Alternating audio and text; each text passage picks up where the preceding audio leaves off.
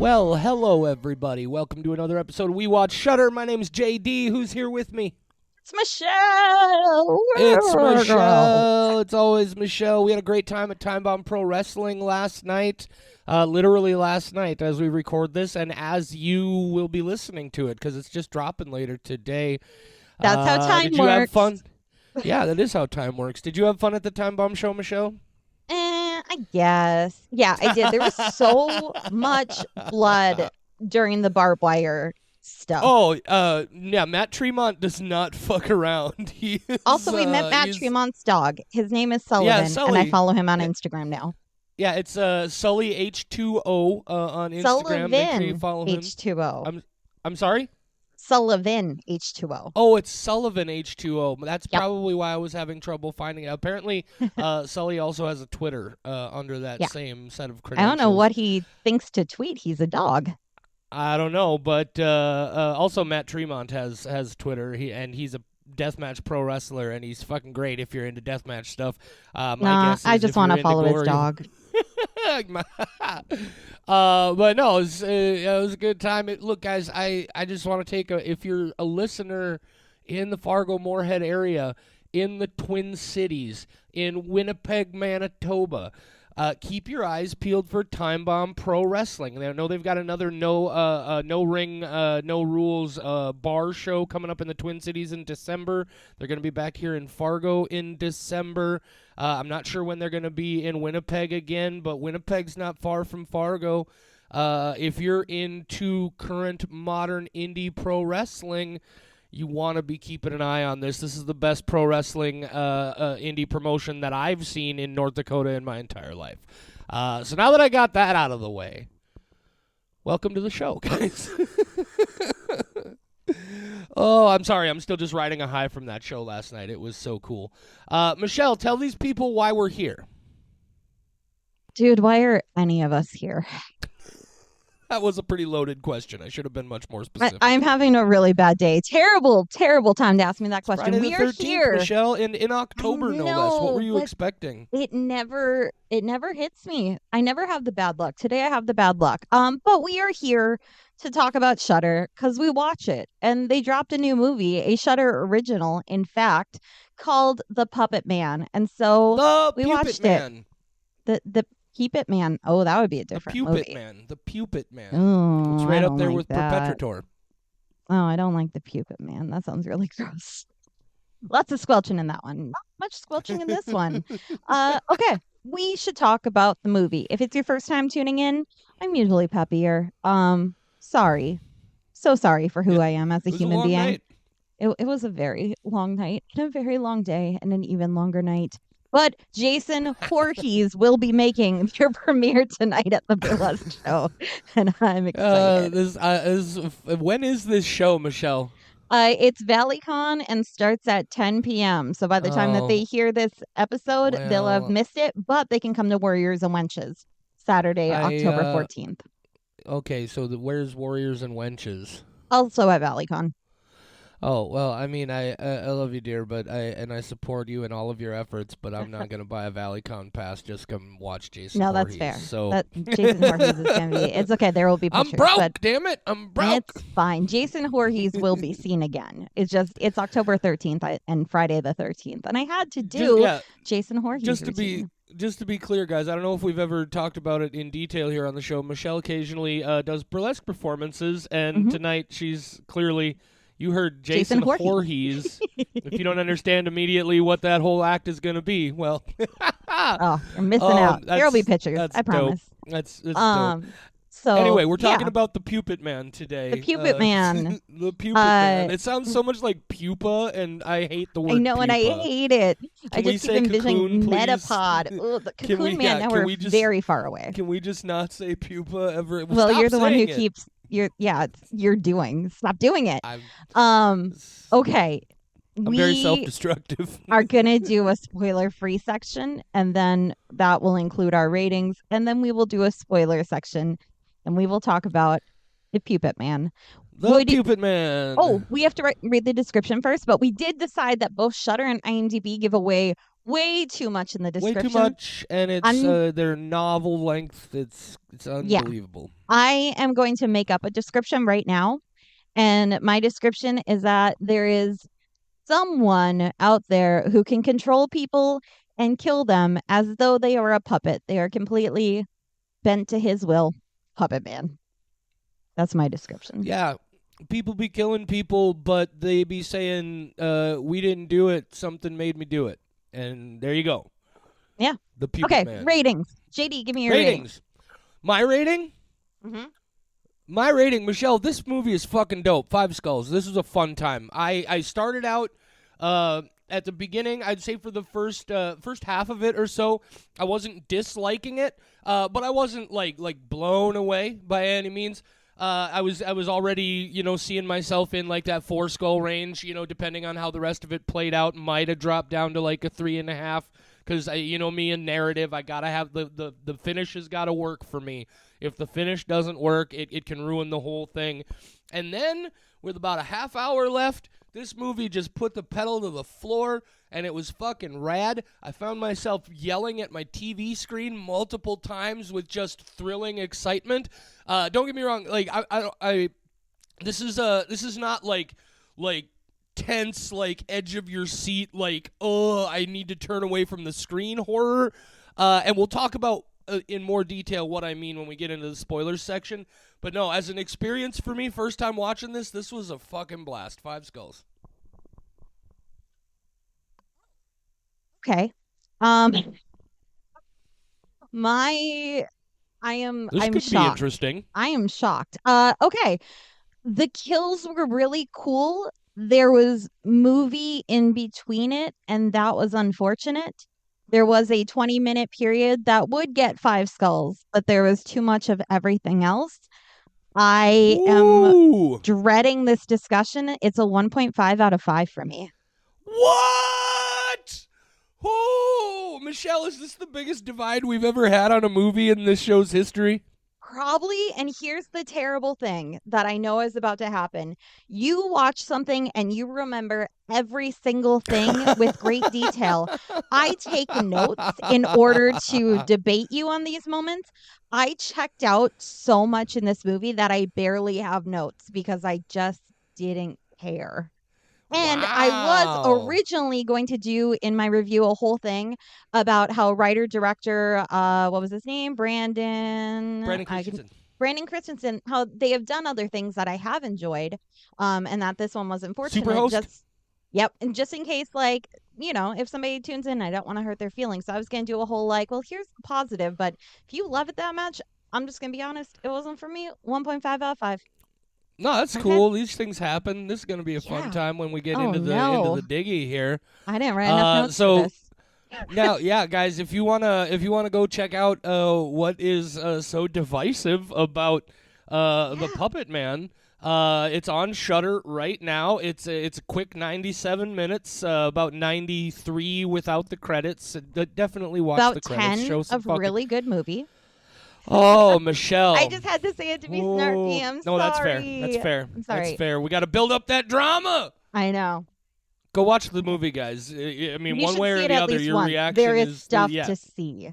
I think everybody should see it at least once. There is stuff to see. That's for Yes. goddamn sure. Yeah. All right. Yeah. So yeah. Anyway, look, if they wanted to watch it, we don't have to do the hit the pause button thing. They know what's They know up. how to This pause. is the spoiler section. Okay. Michelle, you Quick breakdown of the this movie? is where the big Yeah. plot summary comes in. Tear it apart. Okay. So the Puppet Man is about a lady named Michael, and I both think of her I meant to females. say break it. I'm sorry.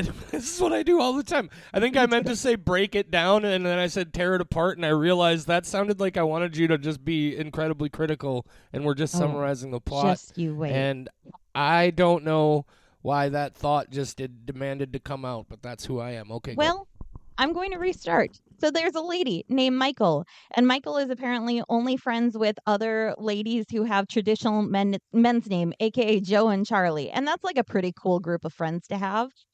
So Michael, when she was young, she watched her father kill her mother, and he was called the Puppet Man because he always claimed that somebody was controlling him and that he was not doing it. And then now he's going to get the lethal injection. Michael's sad about it, and Charlotte says she's not going to tell anybody about it, but oh shit, they're young people and they're dicks, so she does tell people about it. And she also tells them that Michael's sleepwalking, and then Michael gets mad, and all of a sudden Charlie's dead. And that seems like a weird coincidence. And then they go to a psychic who Charlie had happened to see. And the psychic is like, oh my God, that's a dark thing. I don't like that. And then they leave. And then, like, a bunch of other people die. And then they go back to the psychic and they try to get some info. And the psychic's like, the thing's in Michael. And if the puppet man knows what Michael knows, then what Michael knows is what the puppet man knows. And we have to lie to it. And then she just tells them, like, oh, it was all a clever ruse. I came up with this entire thing. You can go home, and expects Michael to believe that because she thinks that they're fucking idiots. But maybe they are fucking idiots because just a little bit later, the one guy who Michael is into starts killing himself because Michael has made him tell the truth, and telling the truth will always be your demise. And then she goes to a police station. She's like, you have to kill me. And the cop's like, I'm not going to do that for once. And then he's like, oh man, now I'm killing myself instead. And then a bunch of other cops come in, and then they're like, you killed a cop. We are exercising restraint for some reason. And then they kill each other. And then a detective comes in and he tranquilizes her instead of killing her because, you know, white woman, gotta exercise some restraint. Sorry, this has become very anti-cop. I'm normally not like this. I'm feeling feisty. But you know who else is feeling feisty? The puppet man inside of Michael, because this detective has the great idea to go back to the psychic for some bizarre reason. And then the psychic's like, I'll take care of it. And then she brings Michael to the father who's about to be killed. And then the father's like, I wasn't worthy to have the puppet man inside of me. And Michael's like, I don't want him. You can have him. And then she tells him that he's got the puppet man now. And then the puppet man's about to die. But nope, the puppet man's still in Michael. And her dad is dead. Happy ending. The end.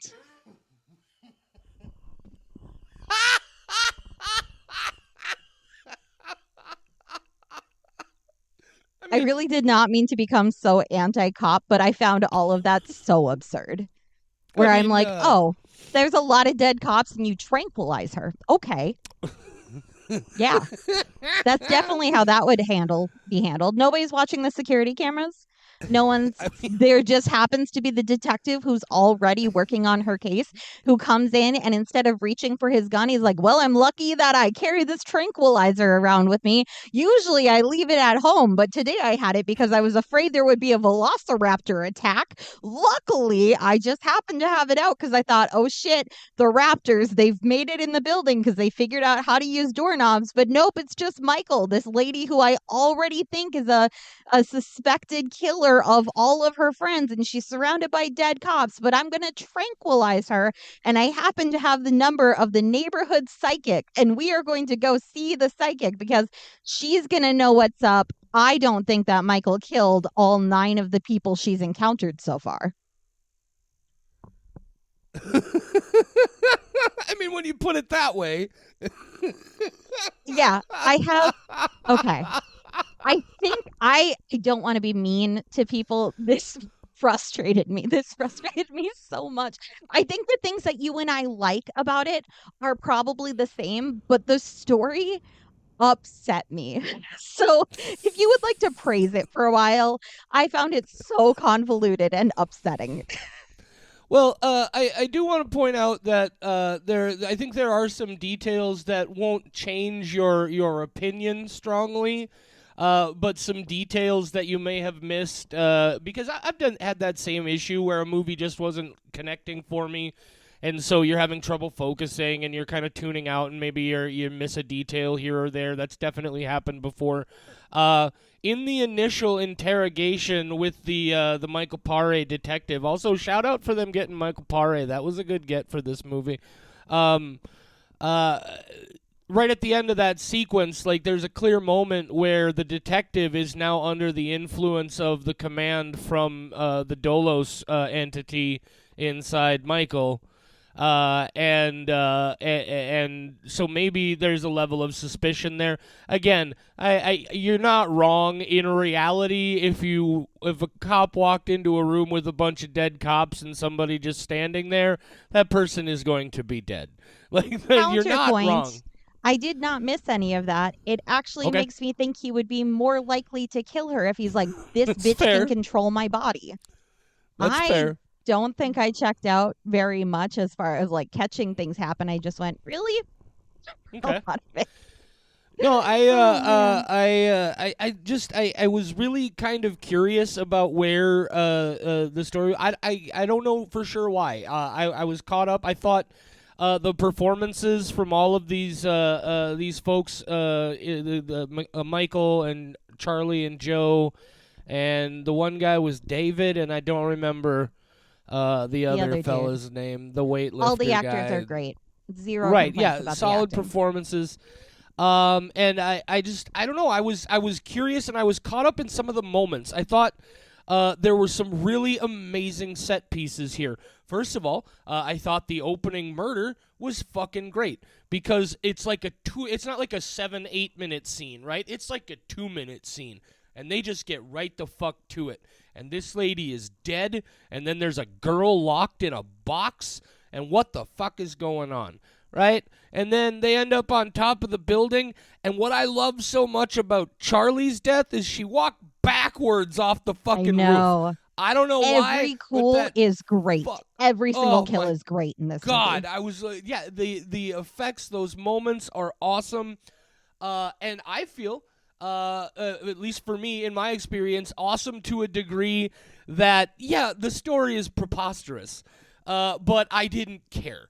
I didn't Okay. care at all. I did enjoy the kind of mythology. There's like this is a movie that I think wears its influences on its sleeve, right? Like there's a little bit of It Follows here, and there's a little bit of Hereditary here. There's also, frankly, a little bit of various James Wan stuff going on here. This is a movie that's not trying to reinvent the wheel in any way. It's just trying to and again, you're not wrong. The story definitely has some preposterous stuff going on. That's my new favorite word, preposterous. I'm gonna say it a bunch Apparently. of times in The the coming weeks. preposterous Puppetman. But this, I enjoyed the spirit and the energy of this. I was just curious enough that it kept my attention through the whole thing. There was a moment when they're sitting in the psychic's room for the first time, and she's doing the remote writing or whatever they call it, spirit writing. And the second thing she writes is "I am Michael," and I got this cringy feeling that this was gonna be kind of like like a malignant kind Malignant. of thing, where not We like won't get she's into it got too her much. We don't want to spoil right, Malignant. right, right. Not exactly that, but kind of is that sort of what's happening here? And thankfully that wasn't it. This was no, this was straight demon stuff. Her parents were trying to get some bad guys and into her, and then they got the bad guy into her, and they were surprised when the bad guy was bad.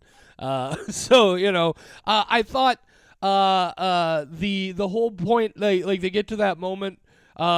First of all, where the psychic tells the detective, yeah, a couple of years ago, we successfully put this demon entity thing from somebody into a comatose person who just never regained consciousness and then died.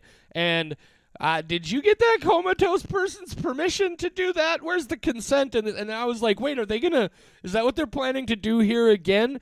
And maybe you saw it coming. I don't know. I didn't catch or register that the whole plan was they were going to try and put the demon into her dad right before he was executed until that car turned the corner and there was the prison. And I was like, oh, shit. It's not reinventing the wheel. It's not, super deep or anything. But this is just, I thought, from a structural standpoint in that way, really good storytelling. I Yes, thought on the that was a detail. very dumb dumb story point. I liked it. I thought it was I was really into that. I was like, It's too okay, risky. so It's it's gonna so be the risky. well, Oh, sure it is, but what else, what are they gonna do? find You a know, coma you patient. It worked oh last time. right, and just violate somebody's rights to autonomy and put a demon into them without their permission, It just on happened the to off her. Just just pass it on the off. off. Oh yeah, see that's disgusting, I, Michelle, and I can't yeah, I believe I guess. know you as a human You being. know what? It's different when there's demons involved. Is Paranormal it? activity. I didn't Is it? ask for this demon. I'm gonna give it. It's regifting. You don't It's violate someone's regifting. autonomy. You are Gonna just regift a regifting. demon You possession. got That's so many hilarious. towels. You don't need this many towels, but you can't return them. She doesn't have a receipt for the demon. You got to give it to somebody. I think you are allowed to re-gift a demon to anybody. Regifting the It's demon. not That's gonna violating be. their autonomy. It's giving them a gift they don't want. Oh, that you just coined a phrase for a whole like subgenre of horror movies. It's regifting the demon. Re-gift the Oh, that's demon. fabulous.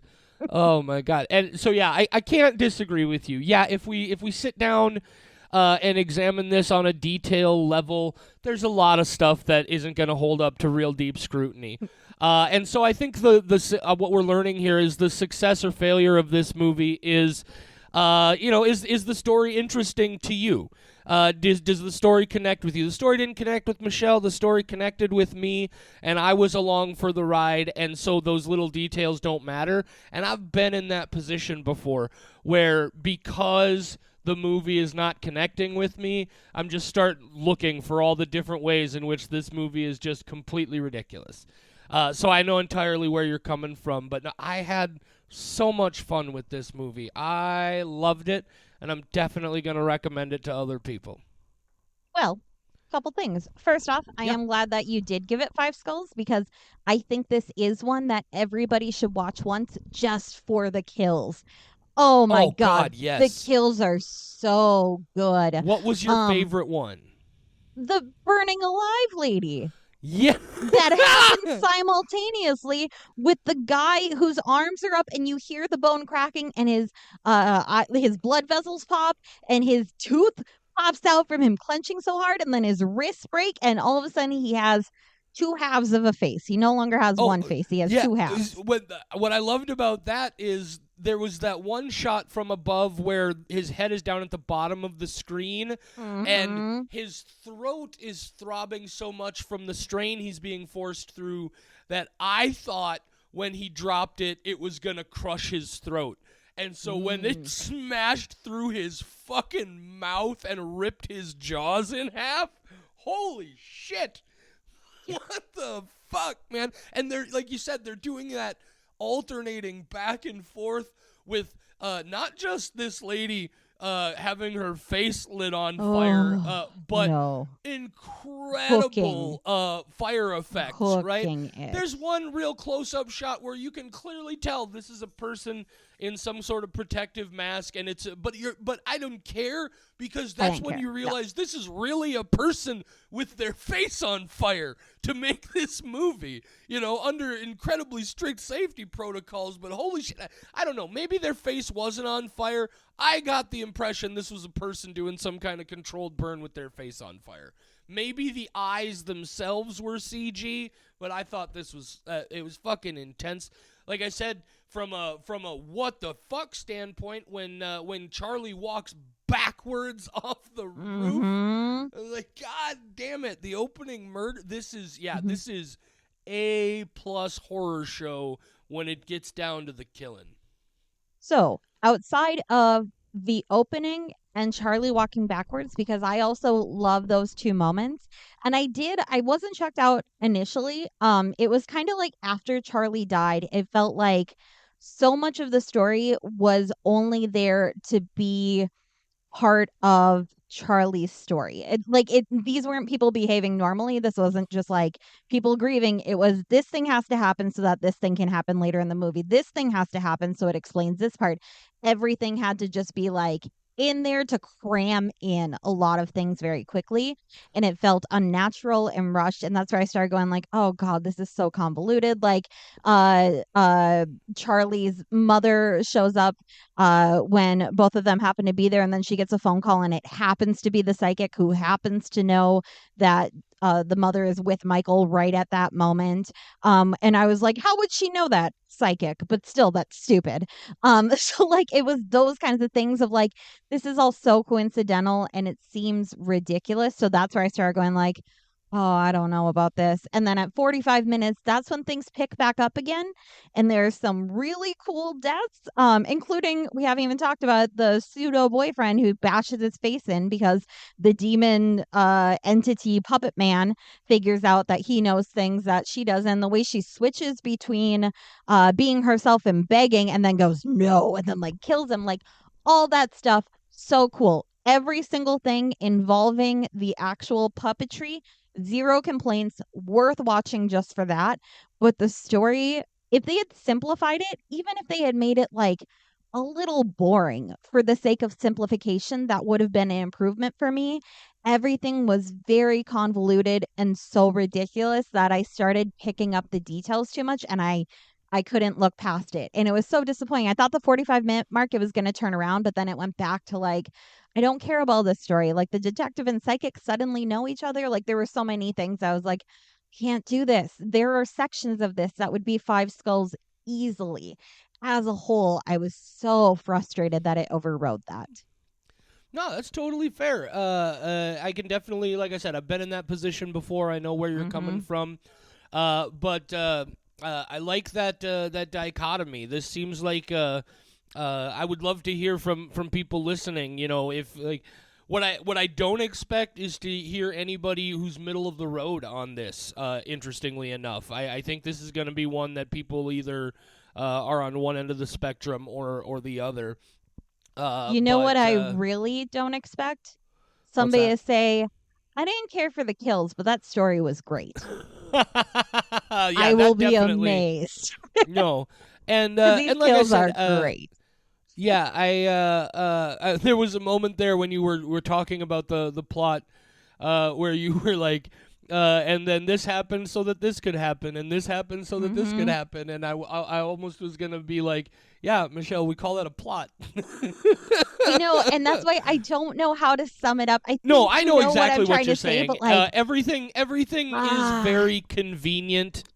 exactly. It's It's coincidental yeah, more than it is just a plot that they uncover things. It's just constant coincidences, and sure. everything happens by coincidence and spurns more coincidences, and it just becomes so unbelievable. I think simplification honestly would have been a better way. Oh, It's also, here's something that really, really, really frustrated me. So, um, like this is one of those things that they could have made a small tweak and it would have been so much better for me. So after Charlie dies, that's where I started being like, I don't know how I feel about this. And Michael was talking about like death follows me everywhere I go. My mom died and now Charlie. That's two people in your whole life. They could, but then later on, we find out the foster dad also died, somebody she was mad about. So okay, that leads a little bit more to it. That could have been brought up earlier. Why was there not more stuff throughout the rest of her life? Why did a friend not take a toy when she was a young girl and she killed that person by accident? Why was there not a teacher who failed her on a test and that person was killed by accident? This could have actually been a death follows me everywhere I go with just a small writing change. We didn't even have to see that. But if there had been more stuff like that, and I like it would have made so much more sense, that then she could be like death follows me everywhere I go, and I'd be like, yeah, no, you're totally right, but two people dead by the time that you're college age and the second one just happened, bitch, you're lucky. That's not a lot of people to have die in your life. Like that like imagine if I was like death follows me everywhere I go, both well, my I guess grandparents are my dead. response Like, to are you that, fucking Michelle. kidding me?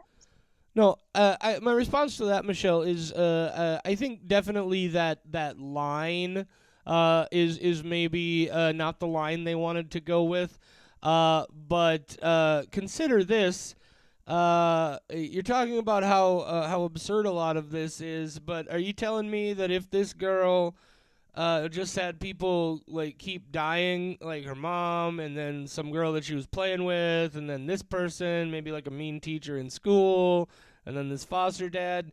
This chick is not gonna make it to college before somebody figures out something's up and either locks her up or does something. In every So single one of those cases, there have been witnesses to show that she did not kill them. That wouldn't have to change. Like, she clearly did not hang up her foster father. Also, while discussing this, the initial conversation does not bring up the foster home situation at all. That would have been a key piece of information to mention at that point. Like, oh, my foster father carved the word sorry into his stomach for me before killing himself. Like, that's a pretty good bit of evidence that death maybe does follow you and maybe this is your fault. It's not Michelle, a thing that she mentions. do you just go around discussing your trauma willy nilly? Yeah, that's how I had a No, stand-up career. that just dawned That's on me how as I yeah, said it. No, this was you. This was not you and I are not the right people to ask that I question to. overshare. And also, this is like a romantic partner that now knows a lot about her. Not, well, okay, it's a will they, won't they kind of situation, but like, this is one of her close friends. Her closest friend just fucking died. Like, maybe you want to talk to somebody. You know what she maybe wanted to do? Talk to a therapist instead of a psychic. Maybe if she had just been a little bit more mentally balanced. And here's the thing, She maybe only Michael talked to didn't the need psychic therapy. because Charlie said so. But hang on. Maybe Michael didn't need therapy. Maybe the puppet man would have done better with some therapy. Maybe the puppet man could have seen a therapist and been like, you're right. I don't want to kill these people. It is because of trauma in my past life, like when somebody forced me into a coma patient and then I died and I didn't want to and I was reborn as a child. That was very traumatic. I might have a bit of PTSD. Can you please prescribe some medication to Michael so that I can feel a little bit better. Like Puppet Man, maybe if he had just done some healing, none of this would have happened. Also, why the fuck was Michael not in therapy ever? I mean, the Puppet Man would have benefited from her going to a therapist after her mother was killed by her father in front of her. I think this whole thing is just the true message is that mental health is an issue in America and we need to do better. And to that, you're giving 1.5 skulls, Michelle. How dare you? That's a 5 skull message. I can agree with the message while hating the delivery. Oh, oh! I am kind of glad that you as gave much it 5 so that I as could be much as really I angry love about this it. movie, I am also ecstatic that you did not because you have been on a tear here today. I know. Uh, But here's the here's good thing. I would usually hold back a little bit because I feel bad, but you gave it a 5, which means that I feel like I can openly oh dislike sure. this because you're on the other side and that makes me feel like less bad Well, about my look, and opinion, but I I was feel like so frustrated. I feel like at this point everybody knows, not everything is going to work for everybody, right? And I think you're at least respectful in the way you present the things that didn't work for you. But no, I love that we get. It's not often. I mean, we disagree on certain things, but it's not often we disagree this strongly. And Yeah, that's this always is that's a always fun. rare. I just by the end of this movie, what I said to myself was I have shouted "what the fuck" at my screen too many times for this to not be a 5 skull experience. Yeah. I had so much goddamn fun. It's not changing anything, any games. It's like I said, it wears its influences on its sleeve.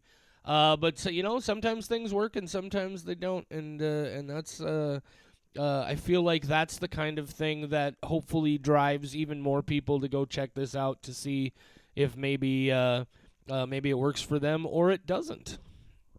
I do have a bit of fun trivia, mostly for you and I, but maybe for any Okay. listeners who care. This is because JD a while ago had put into our spreadsheet where we keep track of scores, what the average rating is, even though he can do the math much faster Uh than huh. I can, and then what the difference is between our points. This is the movie we have disagreed the most on. The Nice. second place one would have been Your favorite movie that you gave a 0.5 to, The Room. That was our last movie that we disagreed this that was intensely that was on. also what, our third episode. 40th. The But yeah, it Room. feels like the third. The Room. Yeah, we What's were the just. what's Oh the wait, well, hang on. It came out in Spooktober, so we probably recorded it earlier. Yeah, that's fair. And it wasn't I f- technically the I 40th. feel But like oh my god, I we were feel just like any of the babies back scores then. that I gave to anything in the first 3 to 6 months of this show, just look, none of my scores can be taken seriously, guys. I reserve the right to modify my score on any movie at any time. Except The Room, which he because does openly despise, and he has told movie me he is so hates stupid. anybody involved in that I did production. not. He's like, man, they should be removed from Hollywood, forcefully taken out I of any I am production. There pretty should be sure I never a said any waiver. such thing, Michelle. I guess not, but like as far as they're concerned, yes, he did. He told me that any job they do going forward, there should be a form that says, have you ever worked on The Room, the Shudder exclusive or original? If they say yes, they're fired immediately and banned from the premises. This is exactly what JD said, word for word. I'm definitely not lying. Don't you have a Jason Voorhees routine to prepare? I do. I haven't packed yet. It's a problem. I've only managed to paint my nails today. I've done no other prep work. And so, guys, not only is Michelle going to do a burlesque performance tonight, she's also going to a wedding tonight. Is that correct? Yeah, like a pseudo wedding. Oh, They're God. eloping. And it's a costume party, so I have to wear a costume to that. Then I'm hosting the Are you going to burlesque just show. wear Jason Voorhees to the wedding costume party? I really debated it, but I don't want people to see it That's until fair. I come out That's on fair. stage. For people not familiar with my burlesque, my favorite reaction ever, because I like to just be very weird. I don't go out there to be sexy. I know what I am. I am a bizarre creature, and Stop people it. like to leer at me. I No, mean, you are a you bizarre have not seen creature. my You're not burlesque. wrong. Yeah, But that's what we my love about you. favorite my favorite routine of all time is my ghost routine, where I put two sheets on top of my head. I cut out eyes. I came out like a big old fashioned ghost. Somebody in the front row went, "What the fuck?" And it was great. And at Yes. the end of that routine, I turn with my back to the audience. I let them see that I'm lifting up the sheet. And they're like, "Oh man, we're going to see the front." And I turn around. No, second sheet, just with holes cut out for pasties. It's my favorite routine. I do not do things traditionally. That is my favorite Oh my routine. God, But it's that's so goddamn phenomenal. sweaty. That is so Yeah, fantastic. no, exactly. I do that kind of thing. So I just like wonderful. to be shocking people, like in a fun way. I look. I want people to go, "What the fuck?" That is look that is a reaction I will lovingly accept every time. Yeah. Is, what the Exactly. fuck? If somebody goes, "What the fuck?" to anything I've done it correctly. Exactly. Oh, Anything else we have okay. to say about the Puppetman, Michelle? Happy Friday the 13th to those movies that I didn't like very much, except for Jason X and Freddy versus Jason. But like, thank you for doing the stuff that you did for horror. I respect it, and I will be doing a tribute to you tonight.